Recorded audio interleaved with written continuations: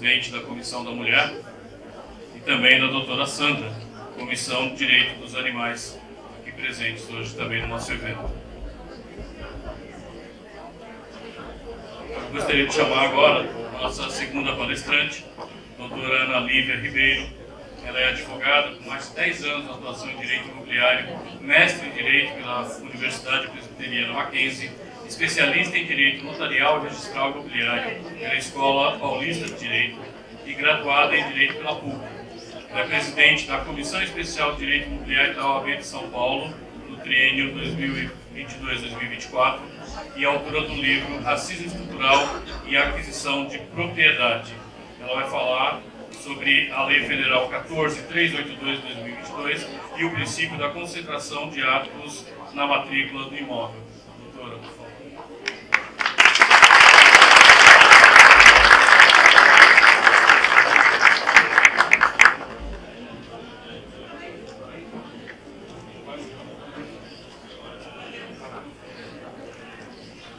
Bom dia a todos e todas. É uma alegria estar aqui com vocês. E tem uma tarefa muito difícil, né? Falar depois do professor Vander, que, enfim, dispensa aí qualidade e excelência, né, na sua explanação, na sua aula, uma verdadeira aula. Então a minha tarefa vai ser desafiadora, mas vou trazer algumas contribuições aqui no contexto de um assunto relevante no campo do direito imobiliário.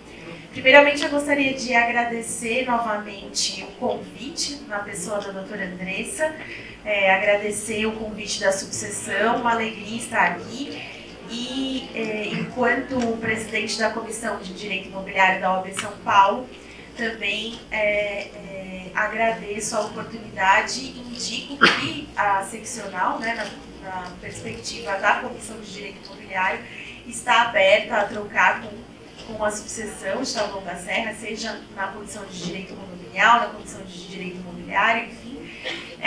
O objetivo da gestão também é esse, de nós termos uma interface maior com as subseções e trazermos aí os debates relevantes da área condominial e da área imobiliária.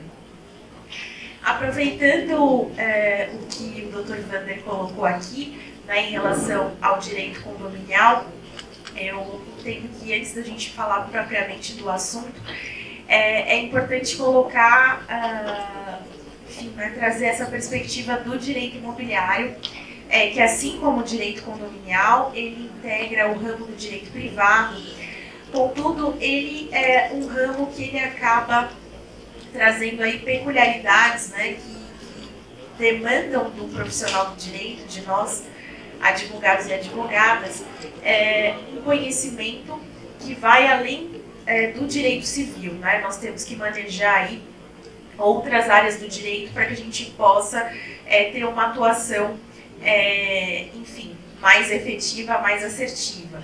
Então, nesse sentido, nós temos que ter algumas noções aí de direito administrativo, também de direito constitucional, né? E especificamente do assunto que eu vou trazer hoje, nós temos que ter uma noção nessa perspectiva do direito notarial e registral, né? Falando de registros públicos, e especificamente em relação ao direito imobiliário, né? Porque nós temos aí a parte notarial e registral, que vamos tratar aí de registro civil, por exemplo, ou mesmo na perspectiva de títulos e documentos, registro civil, registro de pessoas jurídicas, né? Então, nesse sentido, quando falamos do direito notarial e registral e imobiliário, uma perspectiva dentro do direito que nos auxilia no campo do direito imobiliário. Vou aproveitar aqui para fazer uma pergunta para vocês, né, entre os colegas advogados e advogadas. Quem aqui atua na parte de auditoria de aquisição imobiliária? Por favor? E acho que mais uma colega ali. Auditoria condominial. Certo. Temos semelhanças nesse sentido, né? Então, trazendo o conceito de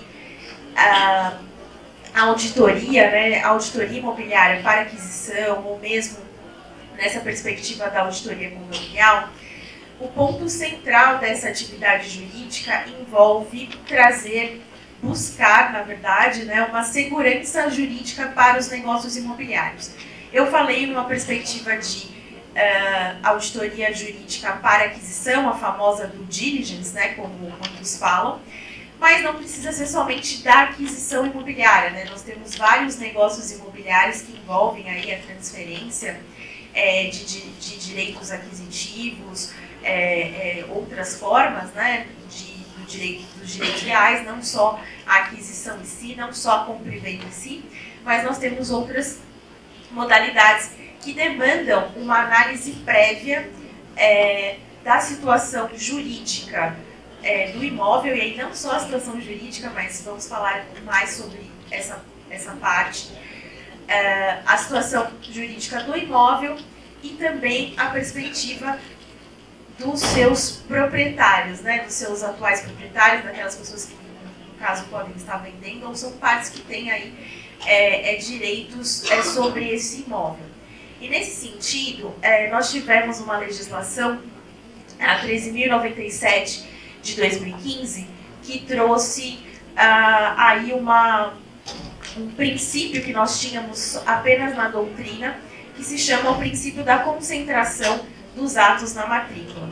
Então, enquanto eu estava cursando a minha especialização em Direito Notarial e Registral Imobiliário, eu fiz uso na minha monografia, né, quis pesquisar e falar entender um pouco sobre essa questão ali da Lei 6.015 de 73, que é a Lei de Registros Públicos, que nós temos ali o rol de registro e o rol de averbação, né? Um assunto bem informal, mas que, enquanto advogadas e advogados, não sabemos quando vamos ingressar o título no registro de imóveis, e nós temos ali atos que serão objetos de registro, né, e atos que serão objetos de averbação, e isso tem ali, enfim, questões de custas e emolumentos, mas também tem questões técnicas em relação a isso, né? Então, por exemplo, quando nós falamos de um contrato de locação comercial, nós sabemos que o registro, né, em sentido lato, no caso a averbação em sentido estrito, ela traz benefícios para o locatário que faz aí o ato, né, o ato registral, traz o benefício em relação a ter aí garantida a sua cláusula de vigência, né? Então, caso aquele imóvel seja vendido, né, seja objeto de venda, além do direito de preferência, né, que esse locatário tem que ter garantido, ou seja, o oferecimento em iguais condições para fins de aquisição, né, que está sendo a expectativa de ser adquirido por um terceiro, também tem, a partir do momento que tem esse registro no registro de imóveis, na matrícula do imóvel, tem garantido aí a sua cláusula de vigência, ou seja, a vigência do contrato, mesmo que tenha ocorrido essa venda, garantido ao locatário que a sua locação seja respeitada até o final, né, até o prazo final. Mas trouxe essa observação em relação à locação para dizer que nós temos, enfim, enquanto profissionais do direito, temos aí uma demanda, né, de ter esse contato com os registros públicos, em especial aqui o registro de imóveis. Então, é sempre importante aí, né, enfim, além da perspectiva básica, né, da análise da matrícula do imóvel, da sua cadeia dominial, de toda a história do imóvel, nós temos que também estar aí atentos e atentas a esse trâmite perante o registro de imóveis. Nesse sentido, como eu disse, eu procurei explorar esse tema, né, durante a pós-graduação, e naquele momento havia uma discussão sobre essa questão que eu trouxe, né, essa construção doutrinária do princípio dos atos da concentração na matrícula. Isso não havia ainda a legislação, né? E aí trazendo o que seria esse princípio dos atos da concentração na matrícula. Como eu falei, a matrícula ela seria uma certidão de nascimento, né, do imóvel, como muitos dizem, Então, todas as informações relacionadas ao imóvel estão constando, devem constar na matrícula. Então, nós temos a descrição, a confrontação, quem foram os proprietários e assim por diante. Né? Temos ali mudanças do estado civil dos proprietários, essa questão da locação também pode ingressar na matrícula do imóvel. Nesse sentido, né, nós temos esse modelo de registro a partir da lei de 73. Antes nós tínhamos um modelo diferente, né, que aí muitos acreditam que quem já teve contato, né, dependendo se é um imóvel mais antigo, teve acesso a uma transcrição, né? Então aí esse é o modelo antigo que nós tínhamos aqui no Brasil, né, do modelo registral.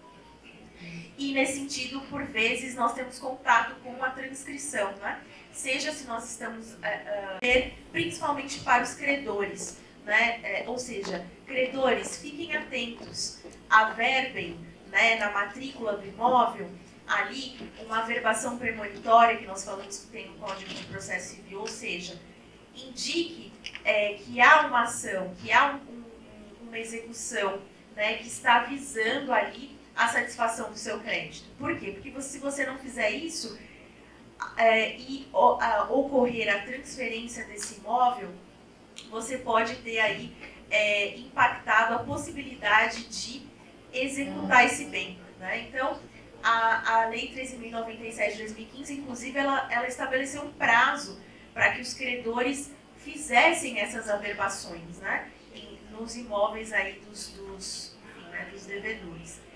Contudo, essa legislação, como nós costumamos dizer por aqui, não pegou. Né? É uma legislação muito interessante, mas ela acabou não pegando. Tá? E nesse sentido, começou-se uma discussão. Considerando que há essa disposição da legislação, será que quando eu vou adquirir um imóvel, ou enfim, não só na aquisição, né, em outros negócios imobiliários, será que é necessário que eu faça a investigação desse imóvel além da matrícula, ou seja, que eu peça as certidões, né, dos distribuidores em relação aos proprietários daquele imóvel, né, ou vou além disso?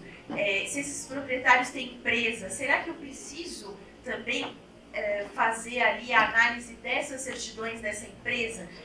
E aí certidões dos distribuidores, certidões fiscais, no contexto trabalhista, no contexto fiscal, na justiça comum, né, na perspectiva de débitos estaduais, de débitos municipais, na perspectiva federal.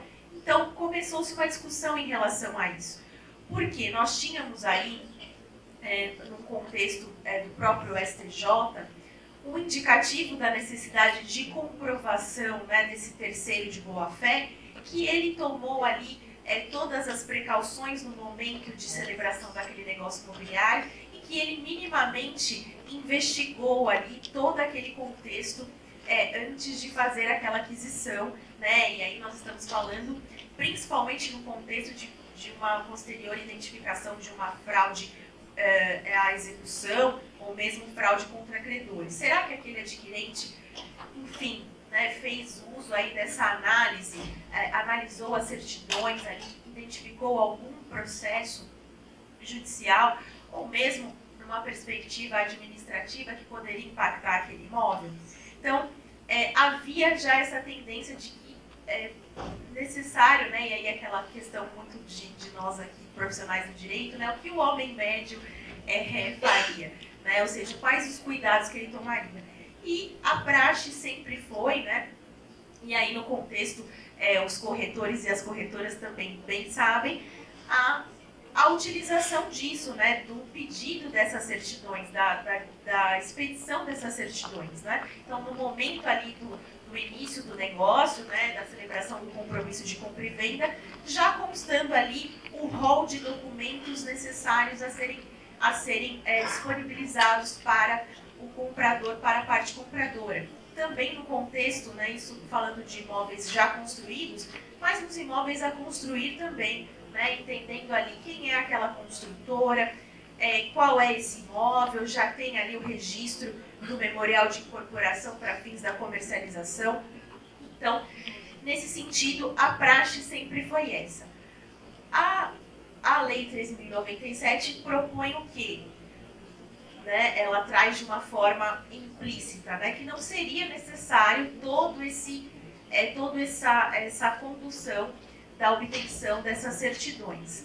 Contudo, enquanto profissionais do direito, né, advogados e advogadas, nós sempre seguimos recomendando que se seguisse com a realização, a obtenção dessas certidões. Por quê? Porque mesmo com a análise dessas certidões, nós bem sabemos que a segurança jurídica, nesse caso, ela é relativa, né? Porque a prática, quando nós falamos dos distribuidores, da análise dos distribuidores, a prática é que nós olhemos ou tanto a comarca, né, de situação do imóvel, quanto a comarca de domicílio daquele proprietário, né? Ou então, se queremos ser mais aí, né, seguir os últimos 10 anos. Então, se houve alteração de domicílio, vou olhar 2 domicílios.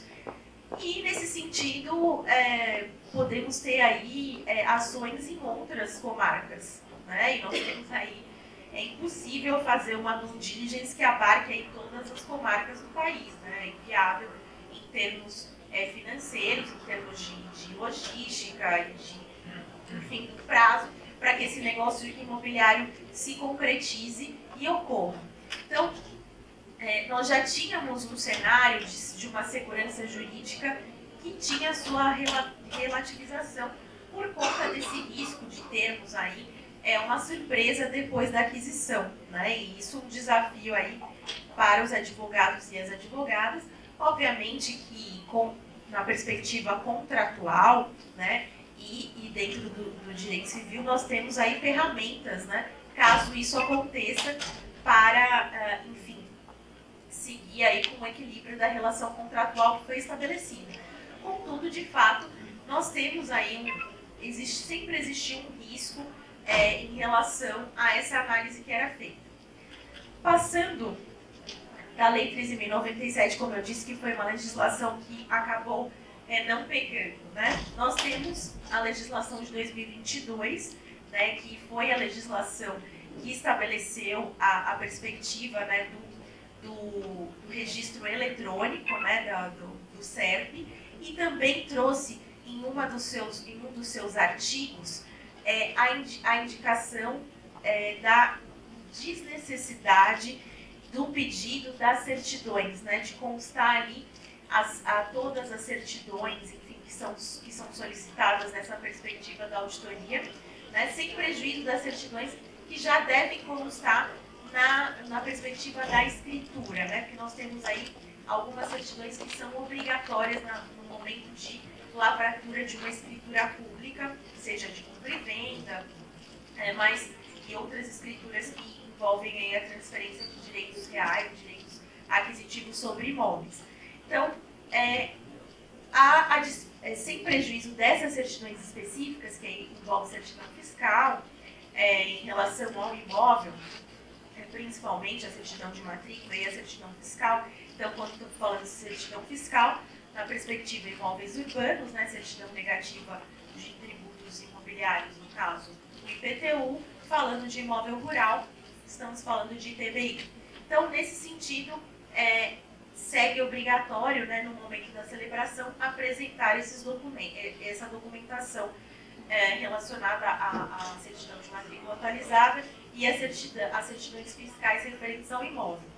Contudo, já havia uma dispensa em relação a outras certidões, né, de inserir na própria escritura que estava dispensado ali a apresentação das certidões relacionadas ali à vendedora, né, a parte vendedora, ou enfim, a parte que está cedendo ali, transferindo os direitos aquisitivos. E essa legislação de 2022, ela atribui, ela indica a desnecessidade de análise dessas certidões de distribuidores que eu falei, né, que eu trouxe aqui, e essa disposição, ela está representando mais um estímulo ao princípio, né, dos atos da concentração na matrícula, porque o artigo fala exatamente nessa perspectiva. Então, o que estiver, né, enfim, a análise da matrícula seria o suficiente para seguir, não, e haveria aí a desnecessidade da análise, da obtenção dessas certidões relacionadas aos distribuidores, enfim, né, a análise aí dos distribuidores trabalhistas, tributários, enfim, e todo o rol de documentos que nós analisamos numa auditoria jurídica. Esse estímulo, né, ele vem exatamente pelo fato da lei anterior não ter pegado. Contudo, quando foi a medida provisória que foi convertida em lei, quando ela trouxe esse artigo, muito se voltou a se debater sobre essa perspectiva. Seguimos ou não solicitando, requerendo, né, obtendo essas certidões relacionadas aos distribuidores, as certidões fiscais, enfim. Seguimos ou não com esse trâmite num contexto de auditoria jurídica imobiliária, né? Seja para aquisição, seja para outros negócios imobiliários. O ponto entendo que temos que ter um posicionamento mais conservador nesse sentido, porque nós estamos falando aí de um direito aquisitivo, enfim, da transferência de um direito aquisitivo em relação ao imóvel ou de outro negócio imobiliário. Então, nós temos aí a responsabilidade de trazer o máximo possível de segurança jurídica para o nosso cliente, né? E nessa perspectiva, entendo que ainda é adequado, muito embora nós tenhamos essa disposição, que se siga fazendo aí o uso dessas, pedindo, solicitando, né, obtendo essas certidões. O ponto é que muitas dessas certidões elas são obtidas online e elas não têm custas, né, muitas delas. Algumas têm um custo, então isso tem que também ser dosado ali no momento da negociação, do negócio imobiliário, porque a praxe é que quem está, né, eu estou falando de uma compra e venda, a praxe é que quem está vendendo que forneça essas certidões, mas nada impede que as partes determinem algo diverso. Contudo, entendo, né, e recomendo que se siga fazendo a análise desses indicativos, porque nós não temos ainda a perspectiva de que tudo relacionado ao imóvel já está na matrícula, né? Então nós não temos informações suficientes, a matrícula do imóvel não nos fornece informações suficientes, principalmente em relação à perspectiva de execuções, né? Nessa perspectiva dos processos que podem afetar aquele imóvel e impactar o negócio imobiliário que está sendo firmado. Então, nesse sentido, é importante que se siga obtendo essas certidões, né? Tanto das distribuições e também na perspectiva das certidões fiscais também, que nós sabemos, né, que temos figuras aí de constrições que são efetuadas aí, enfim, por Receita Federal e entre outras perspectivas, né? Quando nós falamos de ônus e constrições sobre o imóvel, nós temos aí um rol, né, além das garantias, né, principalmente a alienação fiduciária, então que a gente mais vê, até por conta dos financiamentos, nós temos outras espécies aí na perspectiva de constrições sobre os imóveis.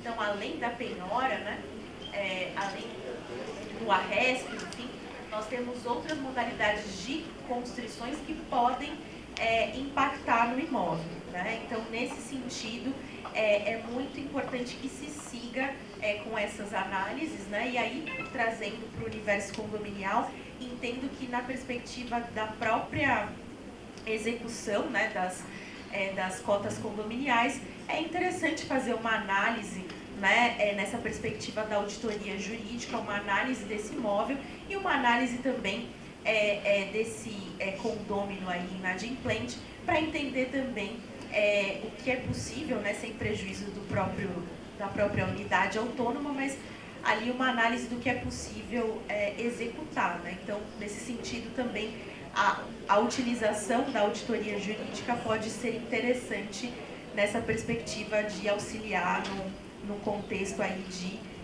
de cobrança, né, de execução dos inadimplentes, né? E um último ponto que eu acabei não trazendo, quando nós falamos dessas certidões, nós também estamos tratando das certidões de protesto, né? Que eu falei agora da questão da cobrança das cotas condominiais, né? Que a gente pode fazer uso aí dos cartórios de protesto. A análise também abarca isso, porque nós temos aí, enfim, podemos ter títulos protestados de valores relevantes que podem impactar um negócio imobiliário, né? E aí cabe ao profissional do direito, principalmente nós advogados e advogadas, no momento de análise, né, dessas certidões, no momento de verificação, né, da nossa produção de um parecer ali, nessa perspectiva de uma atuação consultiva, nós fazermos a ponderação, né, desses riscos identificados, porque obviamente que a existência de um processo não necessariamente impede a realização de um negócio, né? Então nós temos que fazer uma análise para entender o risco, para entender os valores envolvidos, né? E obviamente que essa atuação ela visa, né, porque nós temos que também afastar essa ideia de que o advogado, né, e principalmente nessa perspectiva consultiva, que o advogado ele quer atrapalhar o negócio, né, que ele quer que o negócio não aconteça, de forma alguma. Ele quer que aconteça com a segurança jurídica e ele vai ali atribuir dentro das ferramentas que nós temos quais possibilidades nós podemos encaminhar para trazer a maior segurança jurídica possível para aquele negócio. Bom, essa era a minha contribuição aqui para as discussões do dia. Eu agradeço a atenção de todas e todos. Muito obrigada.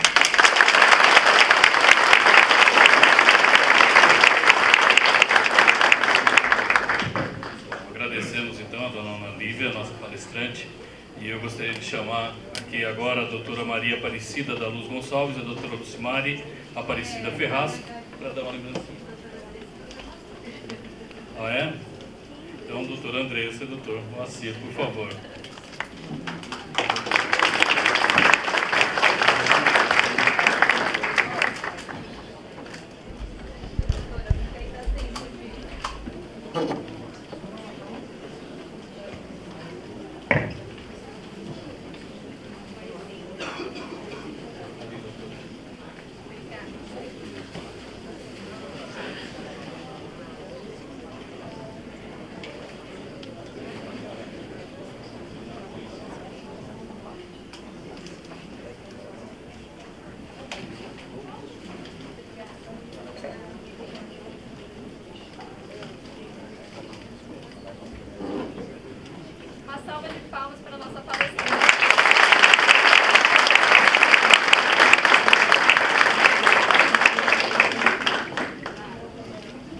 Obrigado, doutora.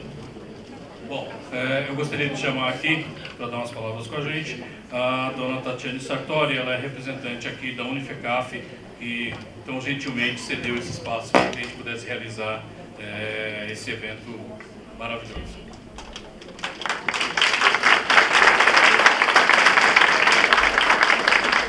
Bom dia a todos. Gostaria de dizer que vocês são todos muito bem-vindos à nossa casa, a Unifecaf, que gentilmente sempre cede, né, os nossos espaços para que essas reuniões aconteçam.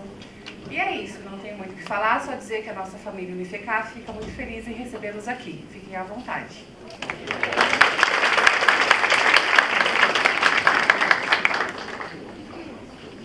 Pessoal, nós vamos fazer uma pequena pausa agora. O Dr. Márcio também já está aqui, mas ele está dando uma entrevista para a CBN.